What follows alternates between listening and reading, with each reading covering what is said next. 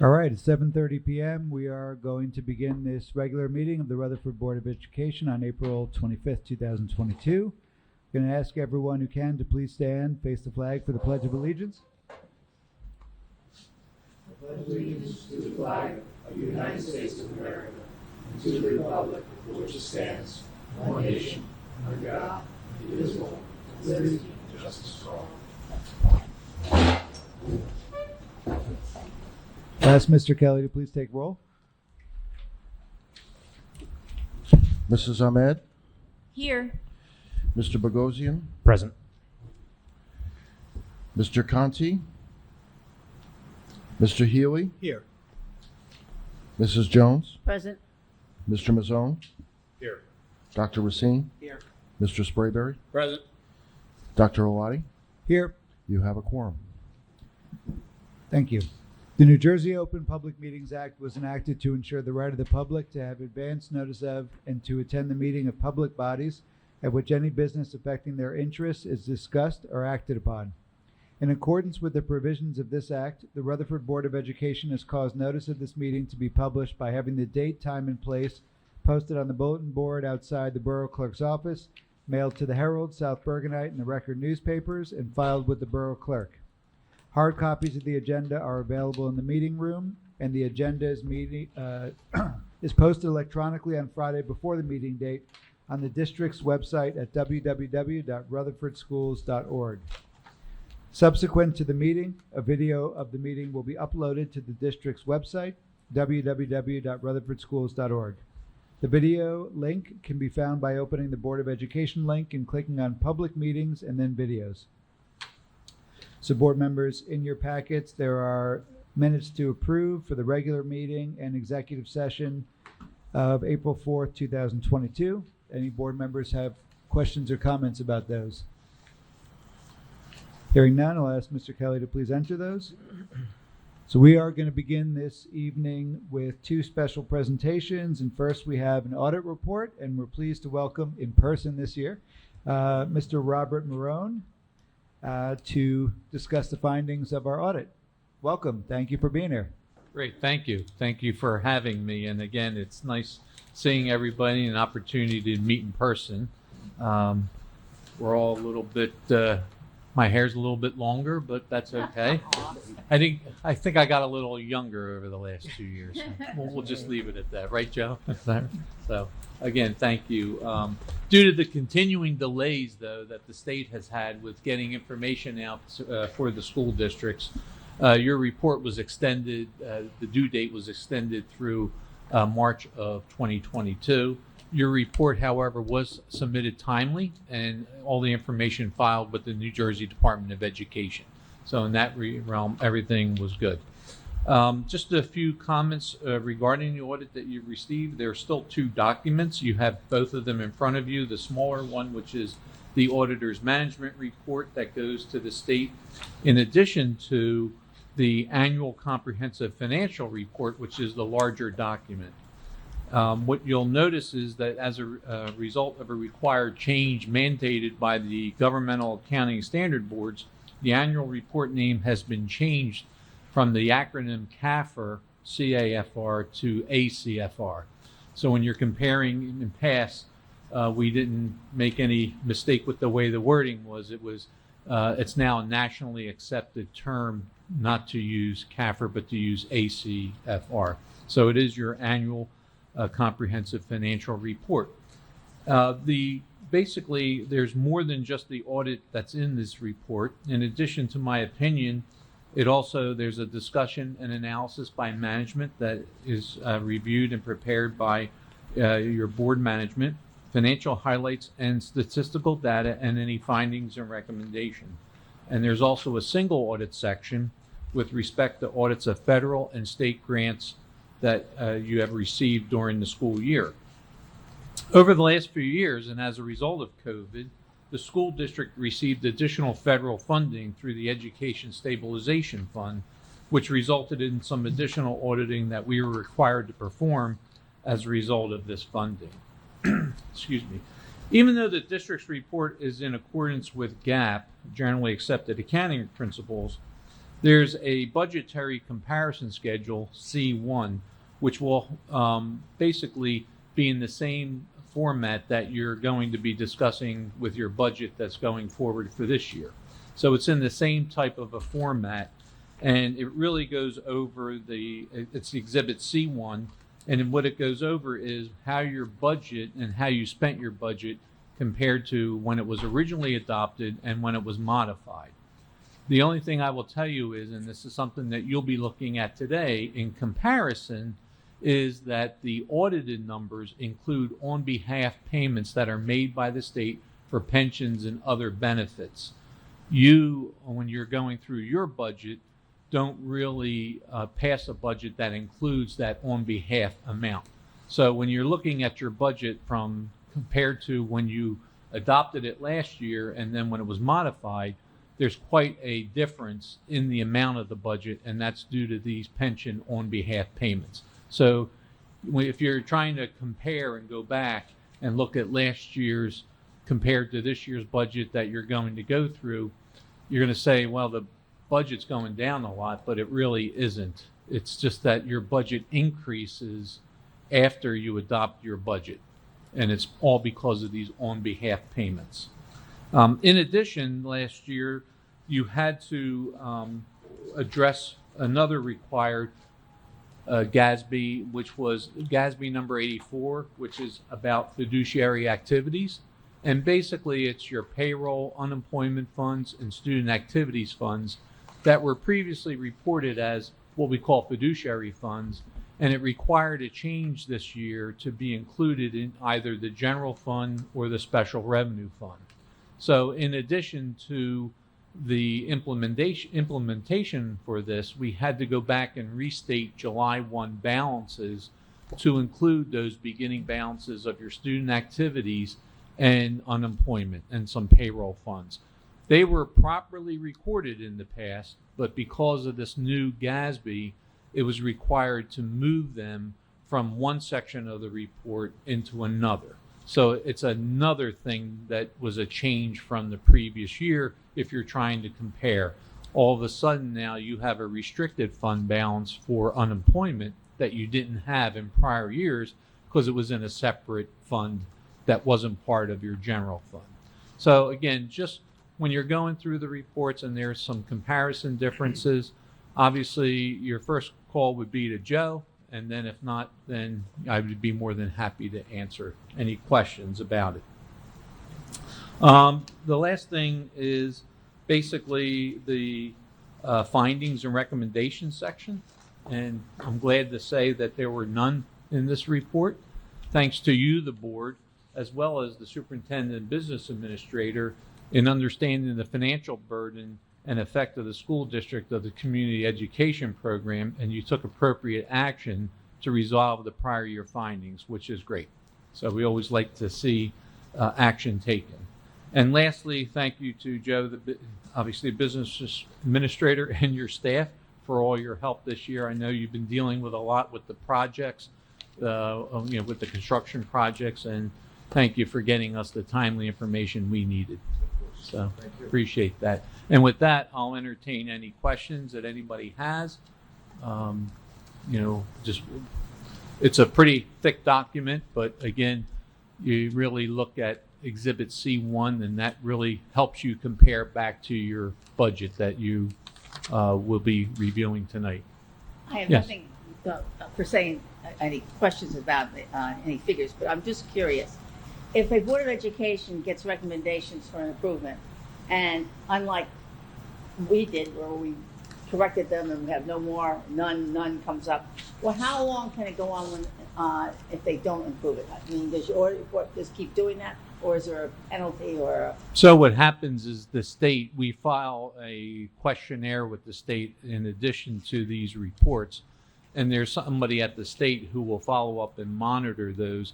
Plus, I would imagine it's also part of what's called CUSAC, which is your review. And if it's not corrected, I guess the ultimate threat is you could eventually lose state aid. Yeah. But, the way the state aid is now calculated, it is a little bit of a different formula.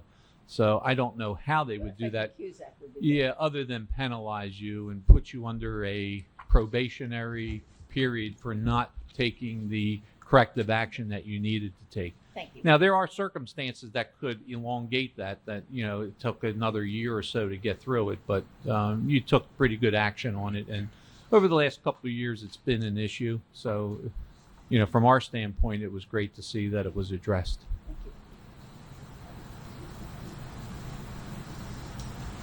Other questions from board members?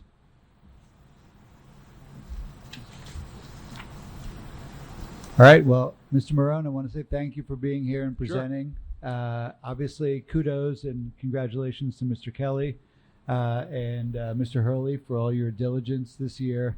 Also want to thank the Finance Committee, because part of our role on the Finance Committee is to do a deeper dive, review, and understanding of the audit before it's presented at this meeting. So thank you to the Finance Committee as well.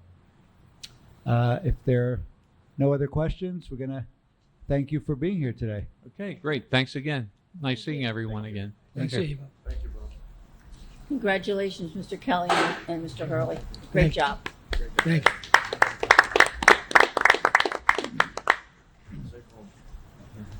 Safe travels. All right, next we're going to have the public hearing of the 2022-23 budget, and I will turn it over to Mr. Kelly for that presentation.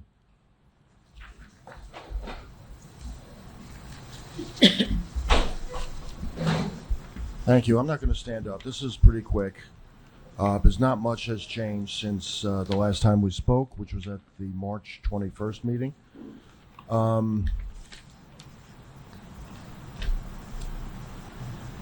So this is the public hearing of the budget. This is a legal requirement that we do this at a certain point in time during a 2-week period at the end of April for early May. So this is our public hearing.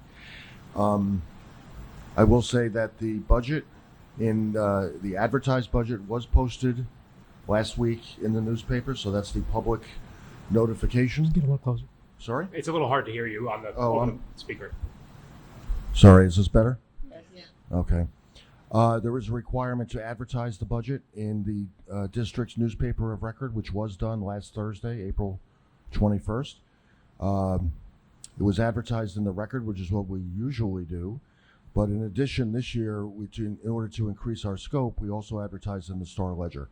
I didn't make a note of that just because I wasn't able to get my hands on the Star Ledger that day, but I know there's a bill coming for that. So that's the public notification, and that's the opportunity for the public to review the budget before tonight's public hearing.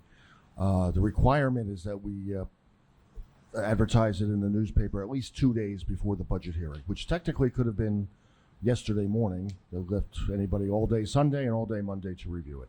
So Thursday actually gave some extra time. So hopefully, people were able to get to it and review it and let us know if there are any questions.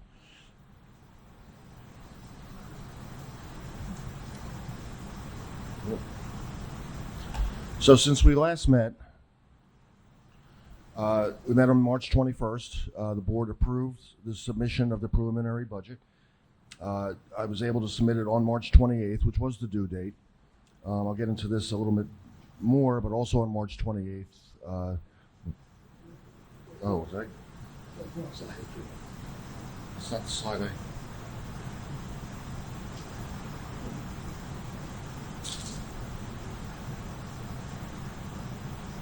Okay.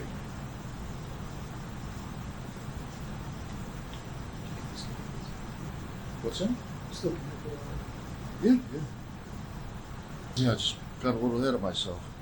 Well, let me just continue here. We'll get to the slide anyway. The board has copies of a hard copy of this presentation, so I apologize for this. Also on March 28th, we received notice of that our appeal of the Chapter 44 adjustment was successful, and so that money was restated to our tax levy. Back to zero.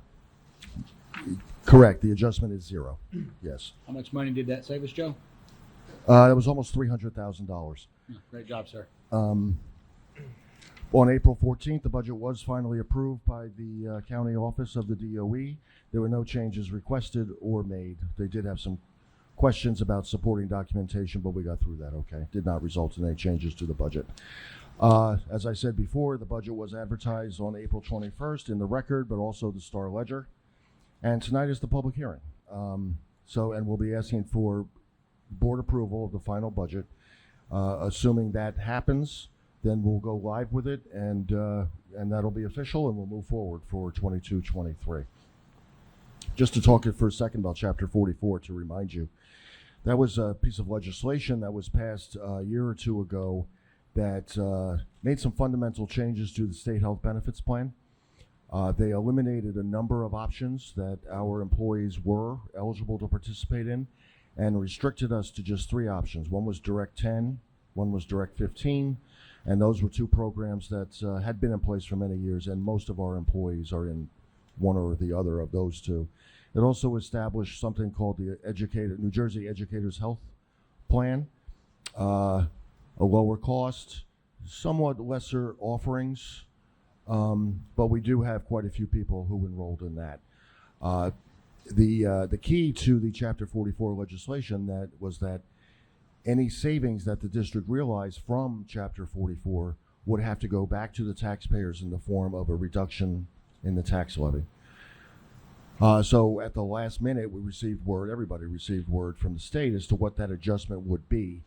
For us, it was about $290,000, which once you add the 2% tax levy cap, brings it up almost $297,000. So we'll talk about $300,000 in this regard. So they had determined that our savings from Chapter 44 was almost $300,000, and the budget system reacted accordingly. It removed our ability to raise the tax levy, which is already limited to 2%, to about 1.3%, or $300,000 less than what we had before. And certainly in this time, these days, prices are going up, and that impacts us across the board, of course. As it turns out, I was able to justify that the savings we actually realized from Chapter 44 was a net cost to the district.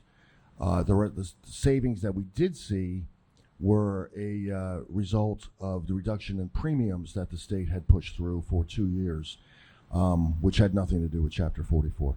So we appealed that adjustment, and as I mentioned, on March 28th, we received notice that the adjustment was removed completely. I know in a lot of districts, appeals were generally successful across the board because there was just faulty logic in preparing this information on the state's part. But most districts, I think, still had some kind of an adjustment.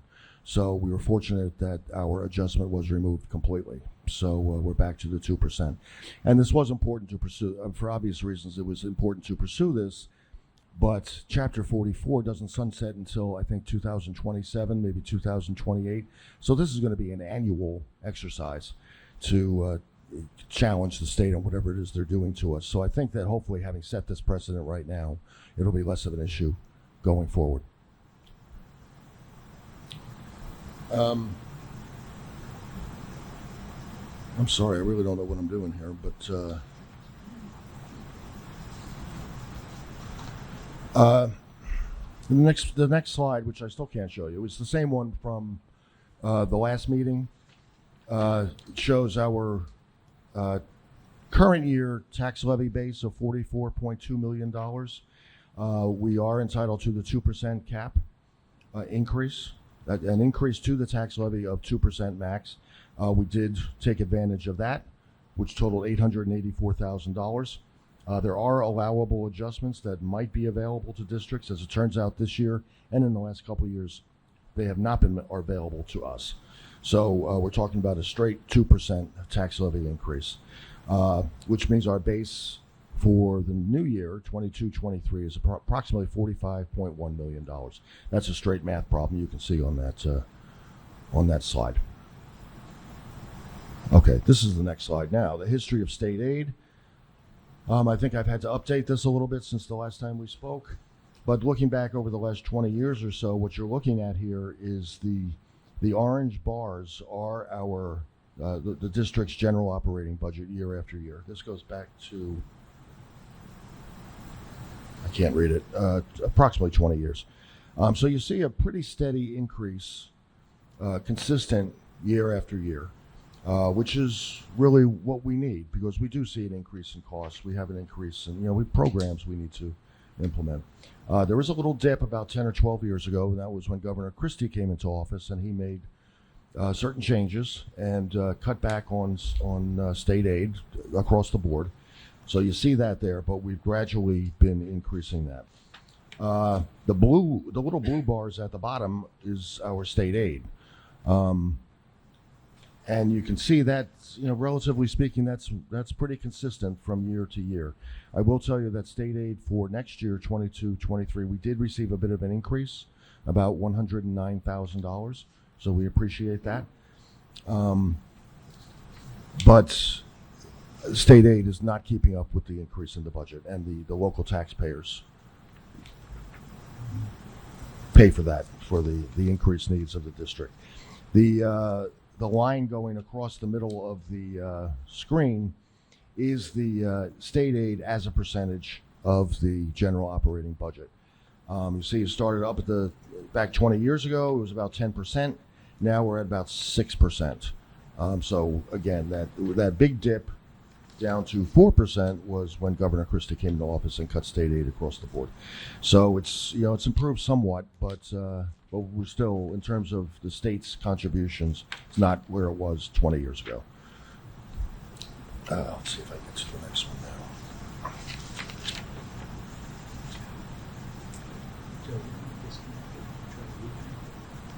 now. I guess I could try.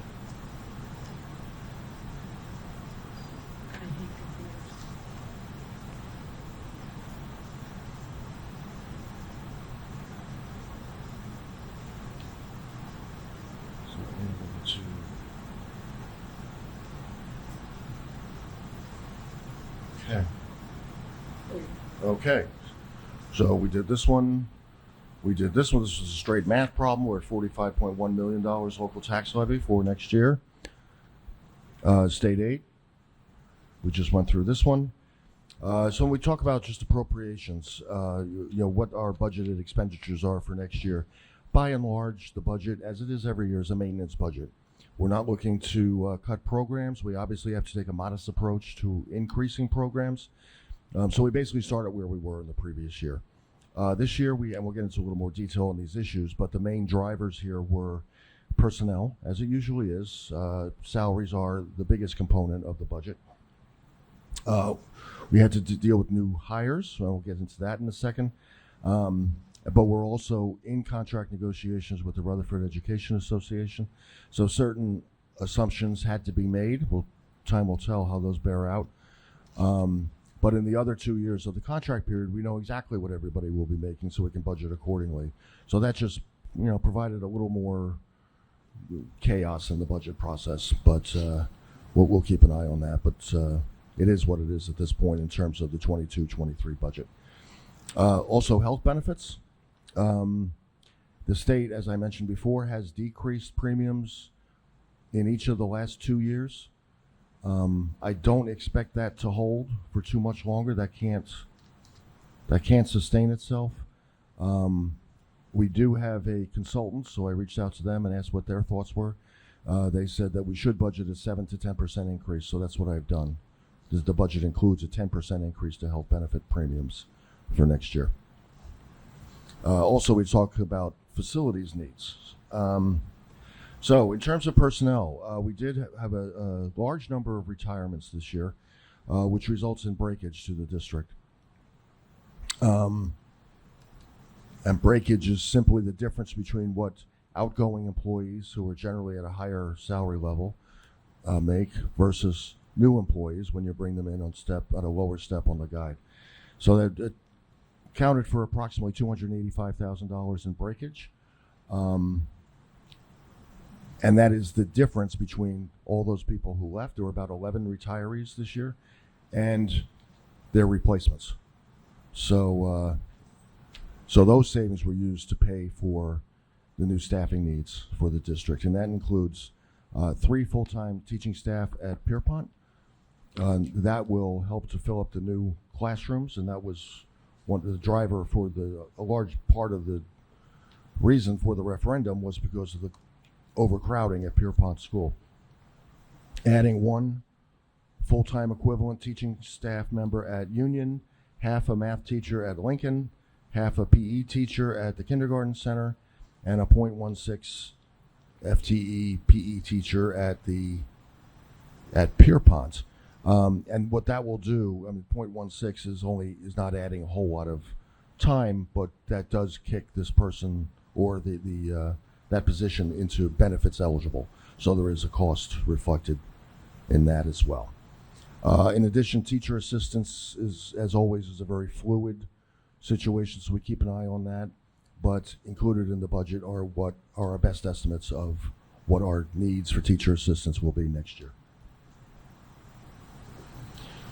In terms of facilities needs, we do have a number of projects going on. This budget does not reflect the referendum funds. That's just not what this budget does. This is our general operating budget for next year. So we have a number of projects going on. We got the referendums projects being completed this summer. There are other projects we've been able to add because they are related to the referendum, but they were cut out of the scope at the time. But now we have funds available, so we'll be doing those as well. In addition, some of the ESSER funds, the federal funds that came in for COVID relief, are being put toward facilities projects, specifically univent replacements throughout the district. Unfortunately, that application for ESSER 3 funds was submitted before Thanksgiving. We still haven't gotten approval on that from the state. In fact, nobody has gotten approval from what I've heard, or I think, actually, to be honest, I think some people have gotten it very, very recently within the last week or so. So hopefully we'll hear something very soon, and then we can move on these projects. But the ESSER 3 grant does include about $1.2 million worth of univent replacements throughout the district. So the budget here does take almost $300,000 out of capital reserve.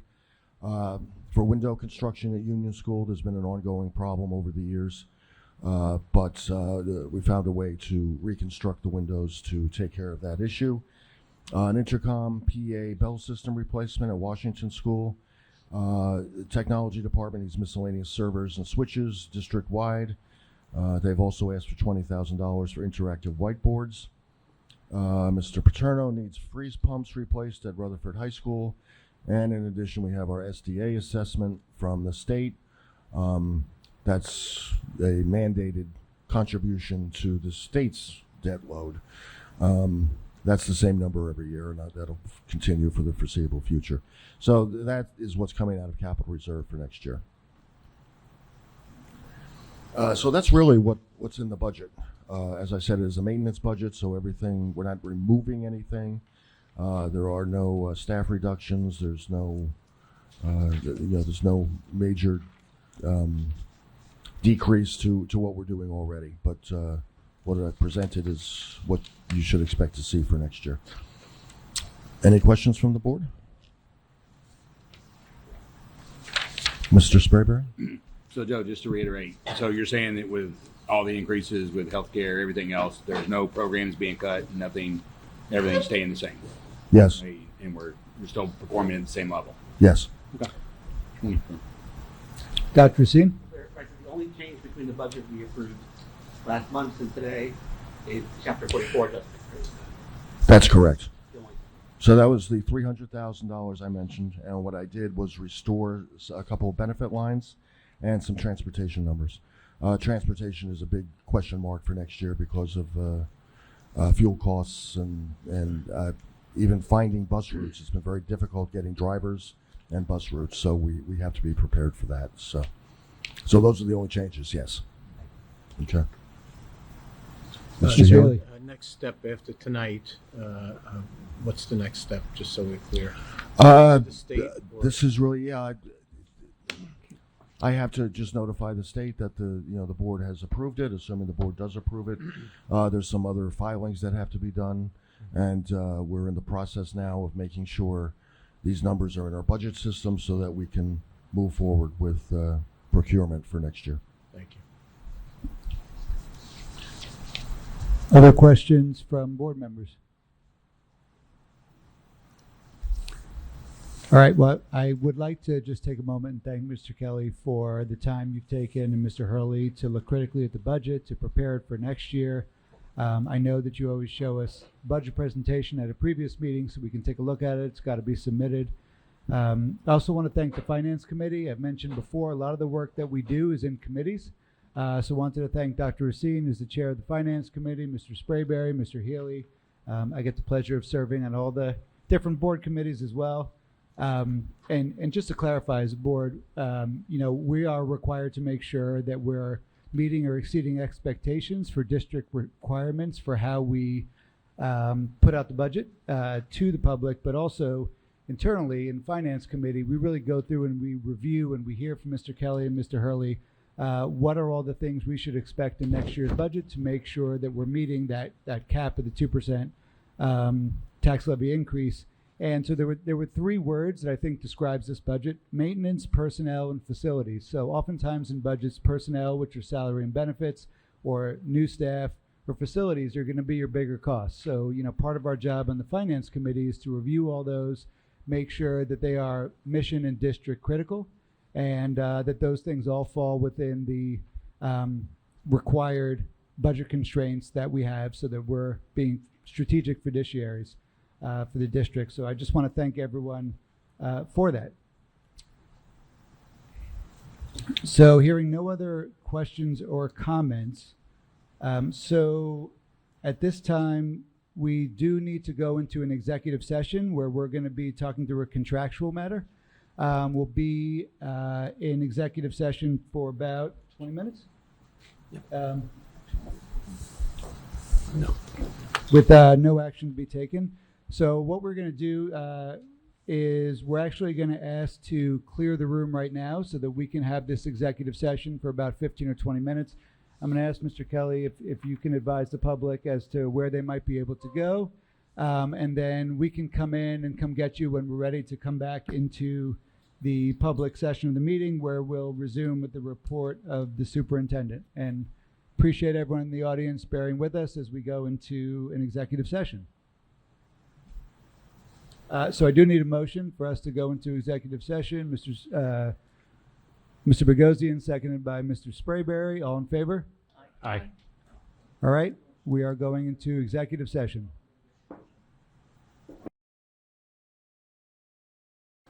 Want to thank everyone for your time and just waiting for us to move through executive session. So I'm going to turn it over to Mr. Hurley for the report of the superintendent. Okay, thank you. I'll try to be brief. I did, something went out or is going out. I'm not sure if it did or didn't. I have a lot of messages going out that since we have not used our allotted snow days this year, school will be closed, which is on the calendar on May 24th, Friday before Memorial Day. The district will be closed, not just school. Obviously closed on Memorial Day, May 30th, and then May 31st is a scheduled professional development day. So that means for faculty, they have a Friday, Saturday, and staff, Friday, Saturday, Sunday, Monday weekend, and for the students, it's an additional day on Tuesday. Should we have some unusual reason to close school, we'd have to rescind that, but we actually only used one of our 3 snow days, so we have 2 days in the bank this year. I want to mention that our academic decathlon team got their results from the national competition. They and I shared this with the board late this afternoon. They won 14 awards at the nationals. They took 5th place finish in their Division 2, and they were 11th overall in the nation. One school from every state is eligible to participate, so I'm not sure how many were participating. There should at least been 50 in the mix, and there are some subdivisions that also participate. So 11th overall is quite an accomplishment. We had 3 students earn gold in their categories, so the team did very well in the nationals. And just a reminder that on Saturday, the mayor and council are going to recognize the team at the Arbor Day celebration, approximately 12 o'clock, 12:15. It'll be at the band shell. They'll be presenting some certificates to them. I'll be saying a few words, and and Coach Narosny, Jason Narosny, will also say a few words. It'll probably be a very short ceremony. If you plan on stopping by, try to get there by 12. I would think it's not going to be real long once it gets started. We also got some good news over the weekend. As you probably are aware, the PTA runs a reflections contest every year, primarily in the various arts. And we had several state winners, all from high school level in musical composition. Honorable mention to Daniel Fensick, and an award of excellence to Matthias Hannett. In photography, we were a sweep in the high school with the award of excellence to Tyler Smith, the award of merit to Kelly Ramirez, and honorable mention to Coda Marizio. And of course, Mr. Met is one of the photography teachers. I don't know if he has all those students, but what the heck, you could say you do now, right? It's good. So he does. So congratulations to Mr. Met as well.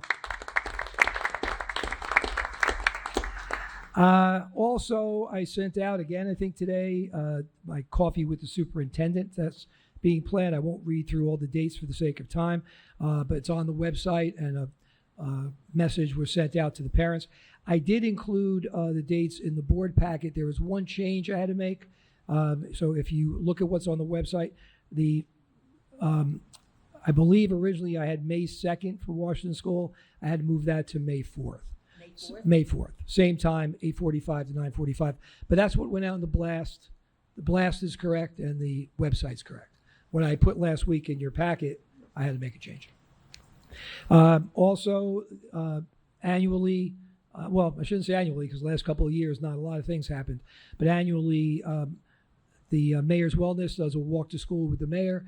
That's been put out there. May 4th for Washington, May 11th, Pierpont, May 18th, Lincoln, May 25th, the Kindergarten Center. Any parent who's interested in having their child meet, you have to look at the website, either the boroughs or ours. I think we're sending a message out to the parents because it tells you where to have the children meet.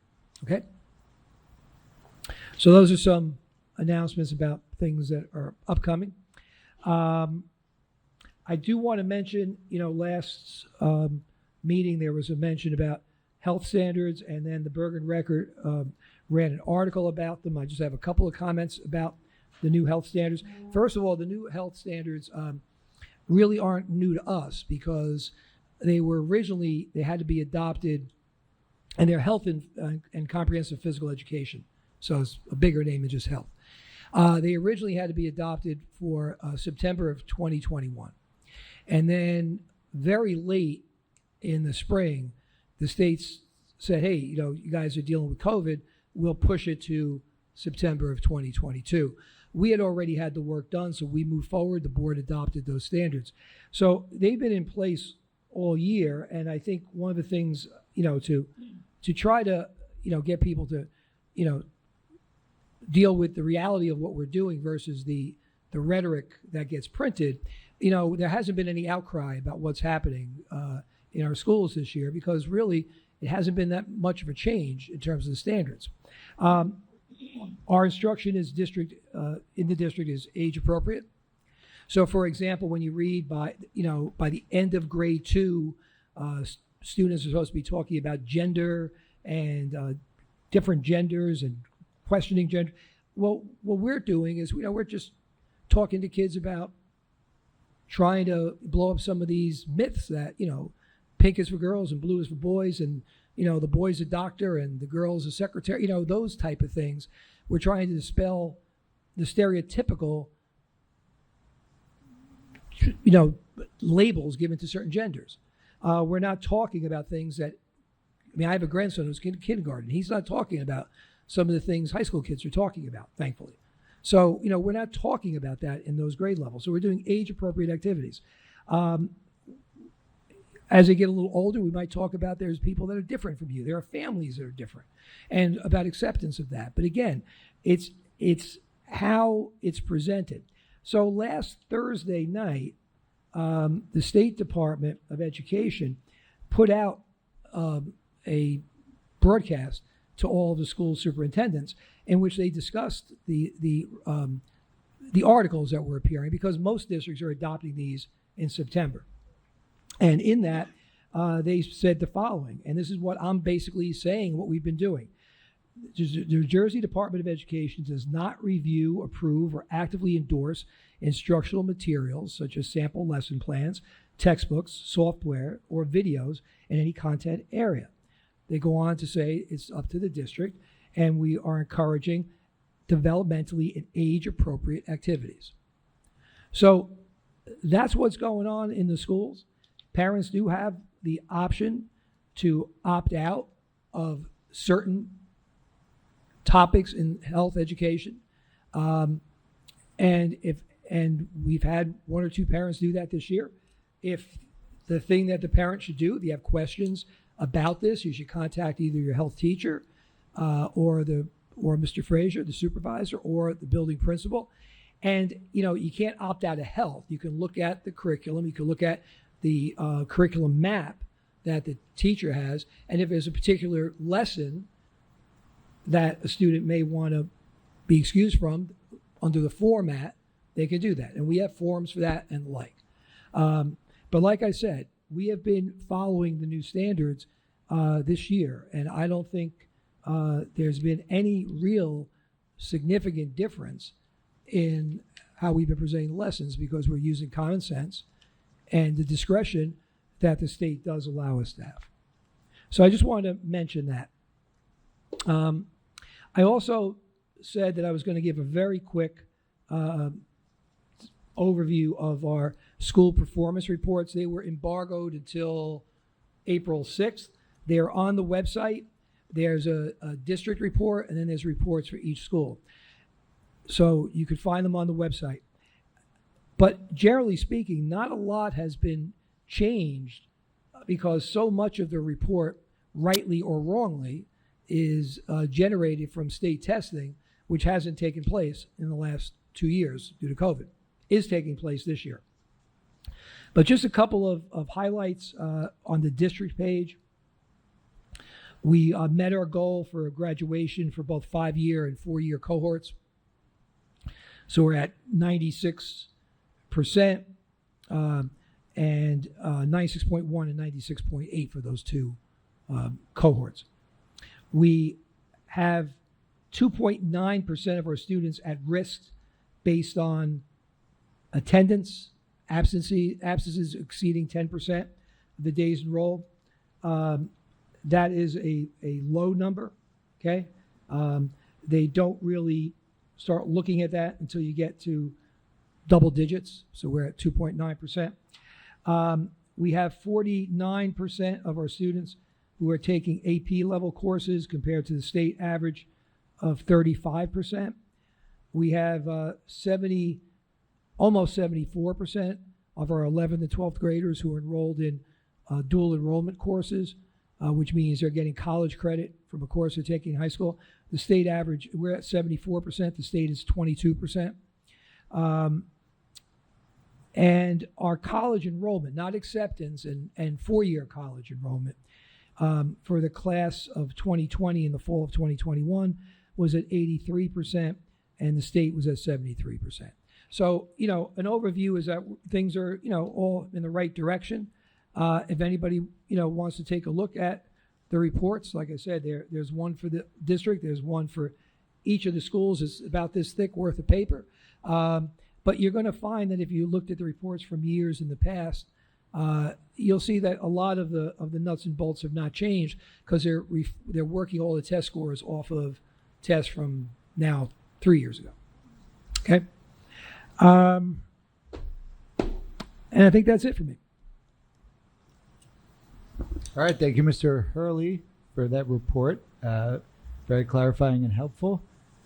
Any questions or comments from board members? Mr. Mazzone? Yeah, just a comment on the health curriculum. I do greatly appreciate you raising it because I know there's been a lot of disinformation out there, and I like the common sense approach to, parents are living busy lives, very active in our community. Just talk to your teacher and ask about the age-appropriate curriculum. So thank you for doing that. Well, you are. And, people aren't bashful to reach out. And, we've, like I said, the health classes have been following this standard the whole year. So, but Mr. Frazier is well informed on common sense approach, like we said, an age appropriate approach. Mr. Bogosian? So on the dual enrollment, the 74%, that is relatively high. Is that historically been where we're at, or It's is we- it's pretty high because we have several courses through FDU, middle college program, and we have several through Bergen Community College, and they span a lot of different areas. So they're not all honor level, AP level Sure. type courses. I guess what I'm asking is, like, 5 years ago, was it that high in the district, or we? We're higher now because we've added more courses, especially to Bergen. We got involved with Bergen Community. I think I was still principal. It was probably about 8 or 9 years ago. Before that, we just had FDU, and FDU's approach was more of the AP level, honors level courses. Bergen opened it up to more courses. Also, keep in mind we've changed our philosophy on AP and honors classes, where, like we talked about this, I think once before at a meeting, where we don't have these prerequisites. So if a student wants to try and take the challenge, we let them take the challenge. So it's opened the door up to a lot of kids.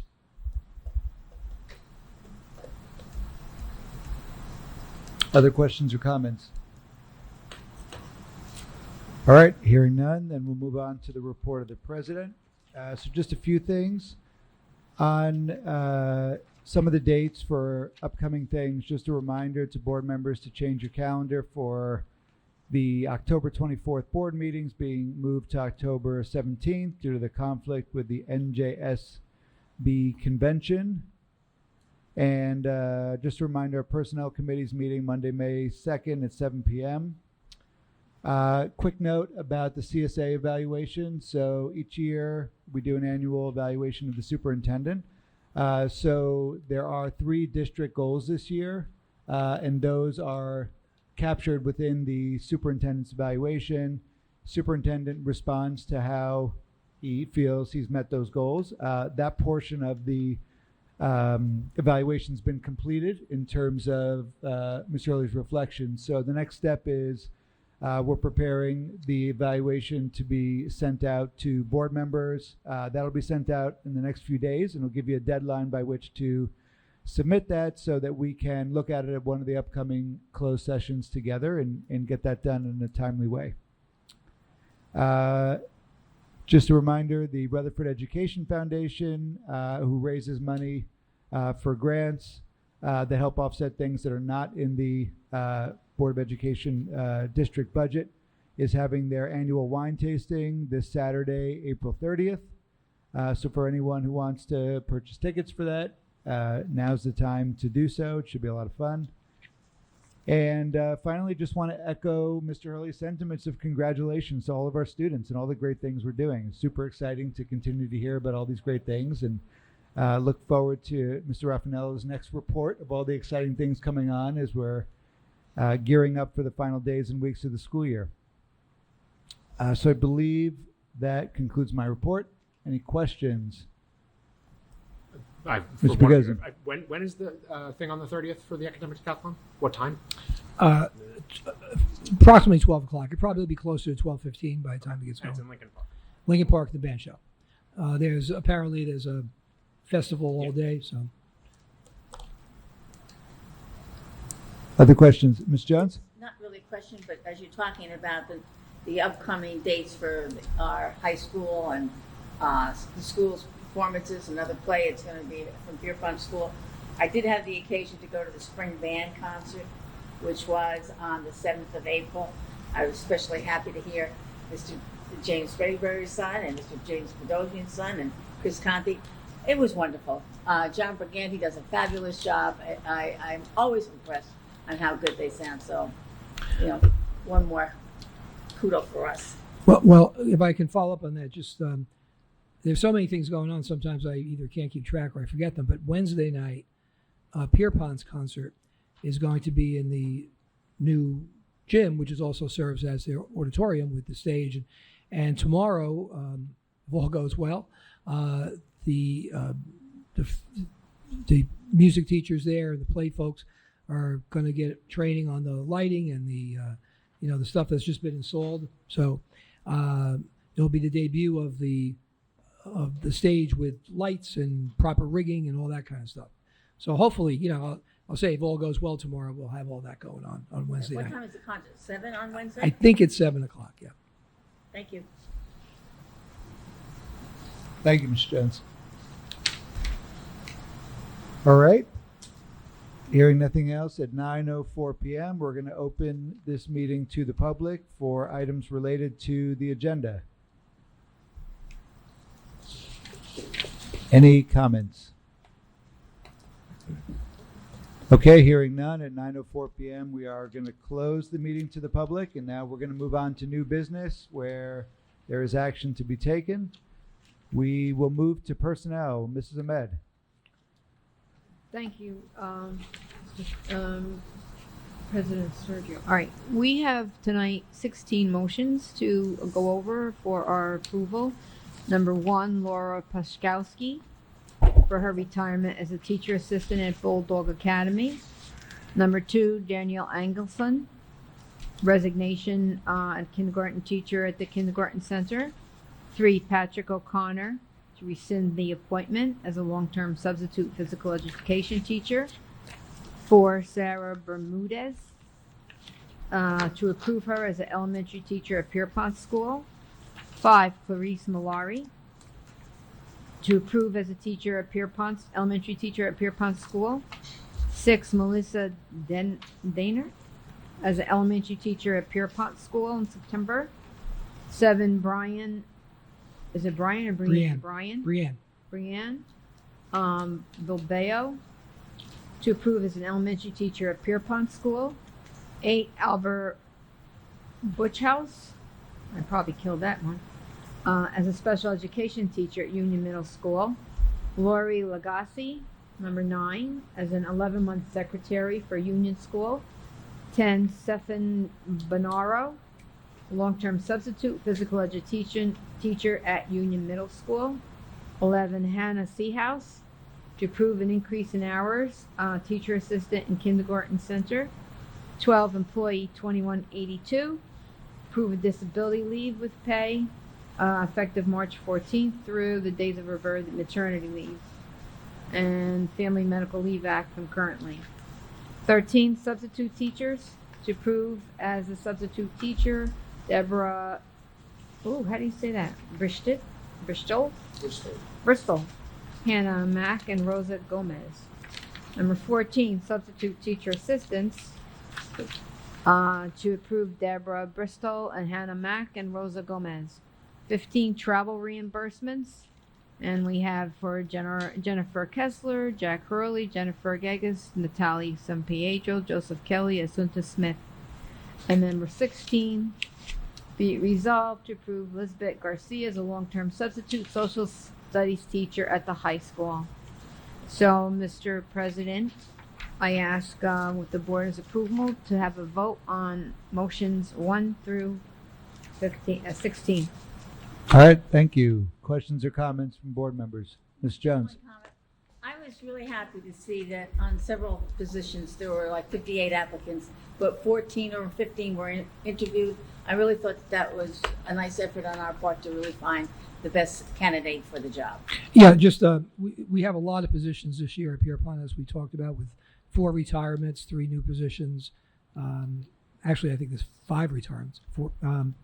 But not only we are getting a lot of applicants, especially in elementary, interviewing a lot of people, but there's a process. They also all do a demo lesson. And not every candidate who does a demo lesson gets selected for the job. So they're putting a lot of time into it. It's one of the most important things we do, if not the most, of who you're selecting. I'm laughing because one of my great-granddaughters came home and said, "Oh, you're going to get such a good teacher." Well, that's a school, I'm telling the school. The principal and the vice principal were there, and they knew, the kids knew that this might be a teacher, but they didn't know the name, but the point was they were excited about being part of the class. There's one correction that we have to make on resolution number 9. That position should begin July 1, 2022, not September 1. So, Mr. Kelly, for the record, right?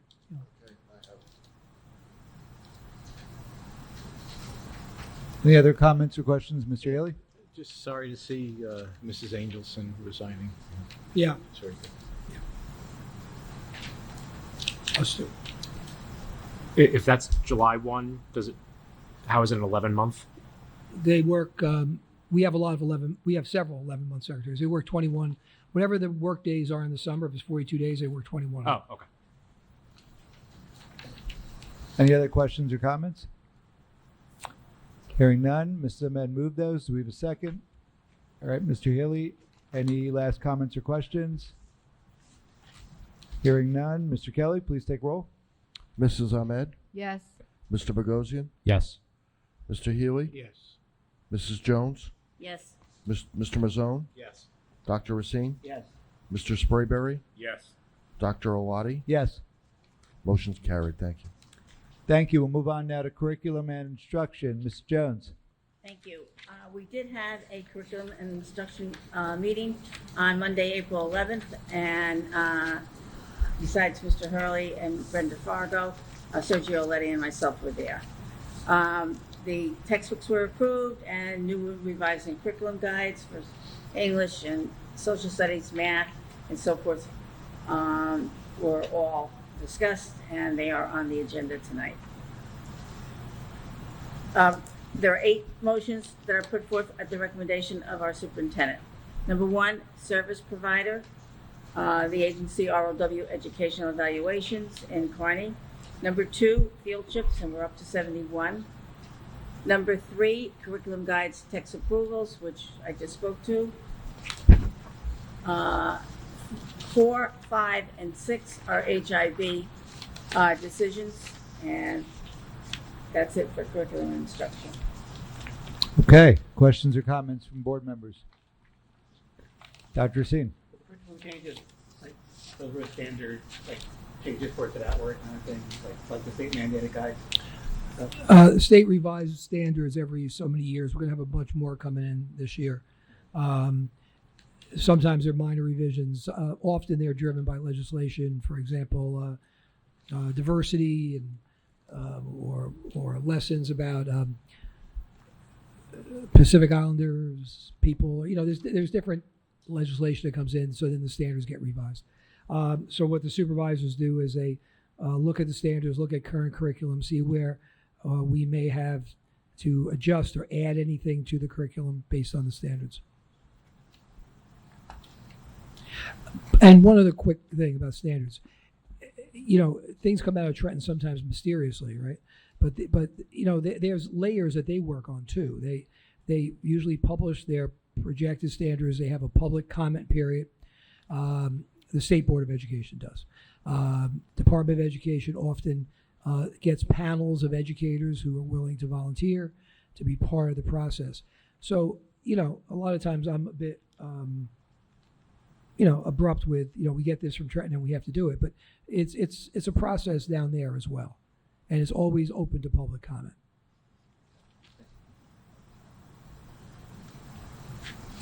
All right, Mr. Jones, do you want to move those? I move resolutions 1 through 8. 1 through 6, right? I'm sorry, 1 through 6. I beg Okay. your pardon. Thank you for the No correction. problem. We have a second? Mr. Bogosian? Any last comments or questions? Hearing none, Mr. Kelly, please take roll. Mrs. Ahmed, Yes. Mr. Bogosian, Yes.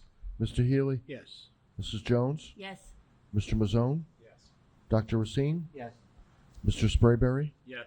Dr. Owati. Yes. Motion's carried. Thank you.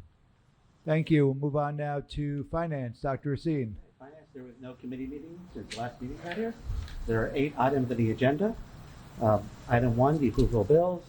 Item 2 is to acknowledge the audit that we heard about. Number 3 is the approval of the budget. Right? Number 4 is to set architect a record to PSA. Number 5, an amendment to Delta Dental. Number 6, custodial services, consulting. And number 7, our 2022-2023 coordinated transportation services. And number 8 is to accept the local recreation improvement grant, New Jersey. That's it. Thank you. Questions or comments? Do you have a little color on number 8? Sure. This was the grant application that was submitted almost a year ago now. We did get approval. Now, this work done. It wasn't the school itself was not eligible for it, but because we have entered into a use agreement for the pool with the Rutherford Swim Association, we're working with them to get some drainage work done at the pool. So in this case, the grant has been approved. They just needed some final documentation, which I'm pulling together, but this was part of it. So,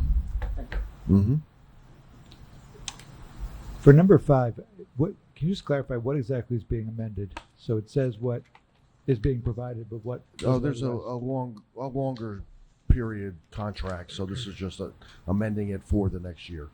Got it. Okay. Any other questions or comments? Hearing none, Dr. Racine, you want to move those? Move finance numbers 1 through 8. Do we have a second? Mr. Mazzone, any last questions or comments? Hearing none, Mr. Kelly? Mrs. Ahmed? Yes. Mr. Bogosian? Yes. Mr. Healy? Yes. Mrs. Jones? Yes. Mr. Mazzone? Yes. Dr. Racine? Yes. Mr. Sprayberry? Yes. Dr. Alati? Yes. Motion's carried. Thank you. Thank you. We'll move on to policy. Mr. Healy. Yes, we did not have a committee meeting since the last board meeting, and there are no motions for this evening. Okay. Thank you. Then we'll move on to buildings and grounds. Mr. Sprayberry. Good evening. Yes, we had a Buildings and Ground Committee meeting on Monday, April 11th. Mr. Kelly had covered most of the topics through his presentation this evening through facilities. So great update on the budget through the facilities as well as the Buildings and Ground Committee.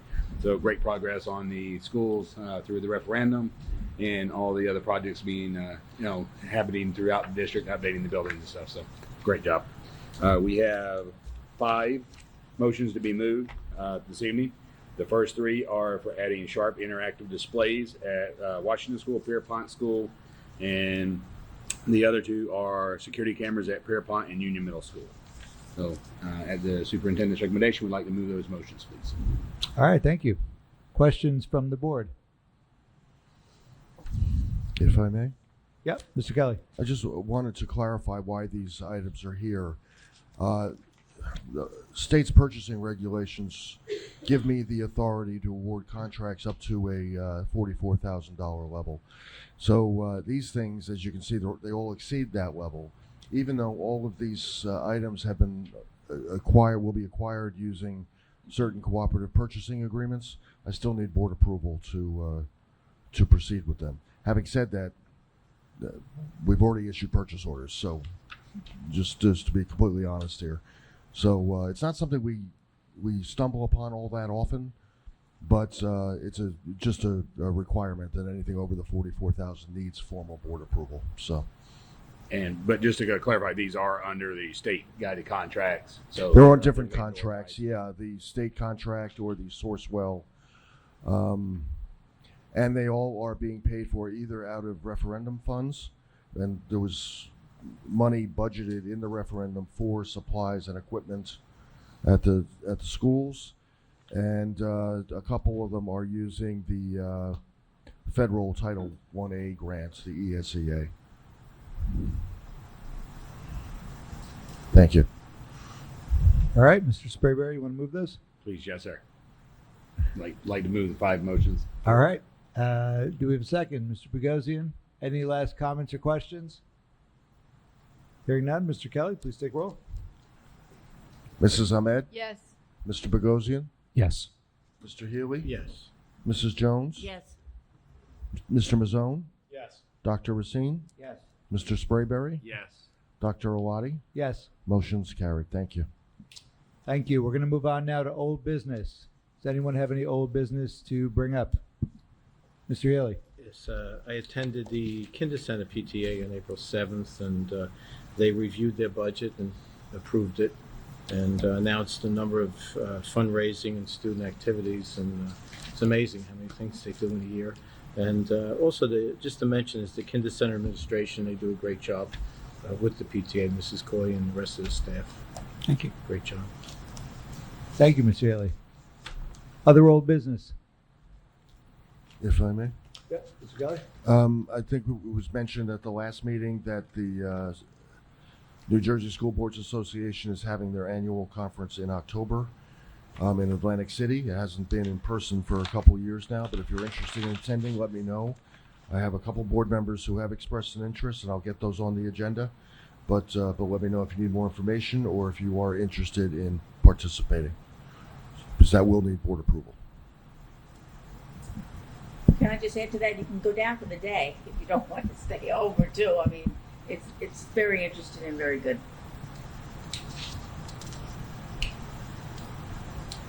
All right, thank you. Other old business? Hearing none, then we're going to, oh, did you have? This is really kind of old business and it's new business and it's unfortunate business. But I'm going to skip my legislative update just to share this one thing.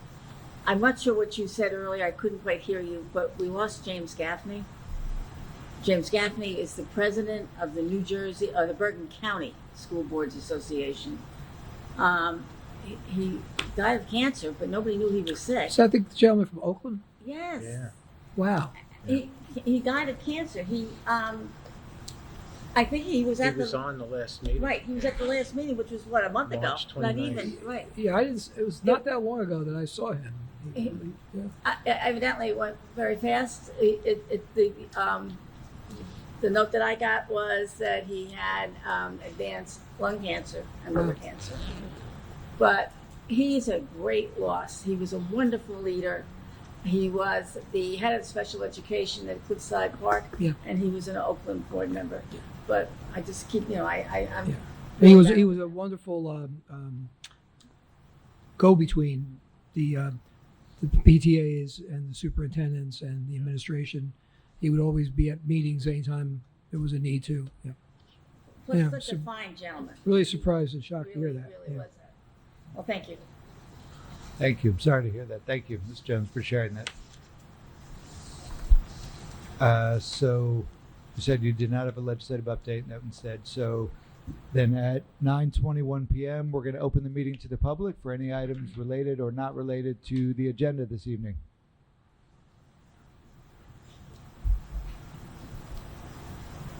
Anyone?